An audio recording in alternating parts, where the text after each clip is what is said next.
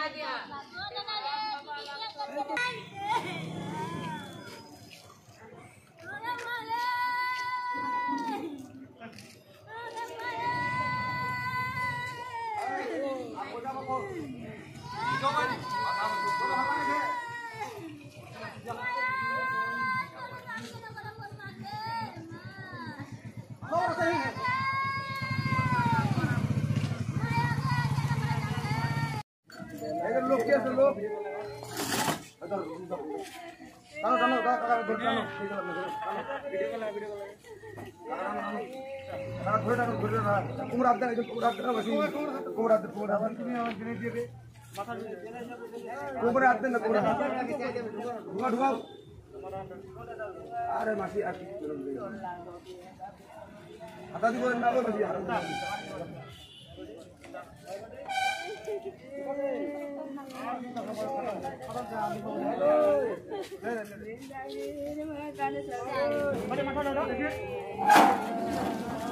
और तो यार आंटे भिड़ो दो हां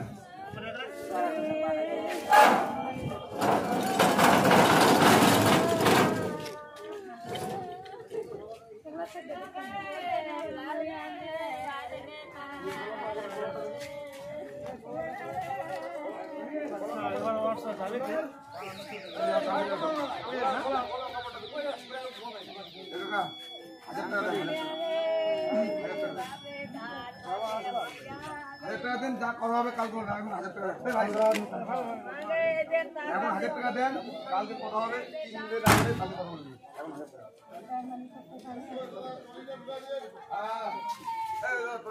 আজকে হবে না বলবি না আজকে হয় নাকি সমস্যা সকাল মহেন্দ্র শর্মা কি হয়েছিল? আমার মেয়ে হয়েছিল কি বিয়ে যে দিছি আমি অনেকদিন ধরে, যে 15 বছর হয়ে গেল। তো বিয়ে দেওয়ার পরে আমি শান্তি পাইনি। আমার জামাই সাথে সাথে জ্বালা করতে করতে অনেক জ্বালা হয়ে গেল। যেদিন থেকে মেয়ের বিয়ে দিছি ওই দিন থেকে আমার শান্তি হয় নাই। কতবার কেস করলো, কতবার করলাম, মানুষ বসালাম, বিচার করলাম, তাও কিন্তু মানলো না। কিন্তু একবার কেসও করলাম, কাগজ আছে আমার কাছে, কিন্তু করা যাবে কি? মেয়ে বিয়ে দিয়ে তো দেওয়ার মেয়ের কাছে থাকা যায় না। কিন্তু শান্তি পায় না মেয়েটা। 4টা ছেলে, 3টা আছে মেয়ে, 1টা আছে ছেলে। কিন্তু ভালোভাবে জামাইকে বলছি, বুঝায়, এত করে না, যারা করে না, কিন্তু করতে করতে তার মেয়েটাকে মানে কি যে শেষ করলে মারলো। এখন আমি করবো তো করবো কি? একাই মেয়ে বিয়েতে তো আমি যা ঘরে থাকতে পারছি না। কিন্তু যা হোক, মেয়েটা গেল, কিন্তু মেয়ের পরিবর্তনে আমার 4টা ছেলে আছে, নাতনি, ওদেরকে যেন পরিবর্তন ভূষণ দেওয়া যাক, আর কঠোর শাস্তি যেন আমরা পাই। মারধর করতো? হ্যাঁ, মারধর করতো। এর আগে বিষ খাওয়াইছে, বিষেরও করেছি, ট্রিটমেন্ট করেছি, কেস করেছি, তো তাও মানলো না। থানাতে লিখিত দিলাম। আজকে এখন করলেন? হ্যাঁ, এখনো করলাম। কি বললো পুলিশ? পুলিশ বললো যে কেস করে দেয় তোমরা। কেস করার পরে কি আমি কেসটা করলাম। এখন মেয়ে যখন মারা গেল তো ওদেরকে ধরা পড়া হোক, ওদের কোর্টের শাস্তি ওরা পাক। কি চাচ্ছেন এখন? এখন আমি কেস চাচ্ছি, শাস্তি চাচ্ছি। কি নাম? মহেন্দ্র শর্মা। আর আপনার জামাইয়ের নাম কি? মন্টু শর্মা। বাড়ি কোথায়? বাড়ি ভোগরি। মেয়ের বাড়ি আলিয়ানগর, আমার বাড়ি ভোগরি। আপনার বাড়ি যেখানে বিয়ে হয়েছিল তার আলিয়ানগর। মানে কতদিন আগে বিয়ে হয়েছিল? বিয়ে হওয়ার পরে 15 বছর হয়ে গেল, 15-16 বছর। আপনি কে হন? আমি মেয়ের বাবা। আমার নাম অনুপ কুমার সিংহ। আচ্ছা, কি আপনি কোন গ্রাম পঞ্চায়েতের? আমি লাতরা 2 গ্রাম পঞ্চায়েতের মেম্বার। কি হয়েছিল আজকে? ঘটনাটা ঘটেছিল যে সকাল 10টার সময় ওকে মারধর করে দাঁত ভেঙে আর চাকু মেরে মার্ডার করে দেওয়ার পর গলায় দড়ি দিয়ে ঝুলিয়ে দিয়েছিল।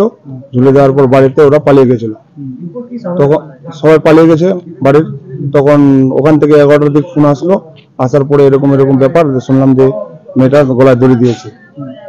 গলায় দড়ি দেওয়ার পর তারপর পুলিশ আসলো। পুলিশ প্রশাসন এসে হসপিটালে নিয়ে আসলো। হসপিটাল থেকে লেখালেখি কমপ্লিট করে কেস টেস্ট করে তারপর পোস্টমর্টমের জন্য রওনা দিলাম।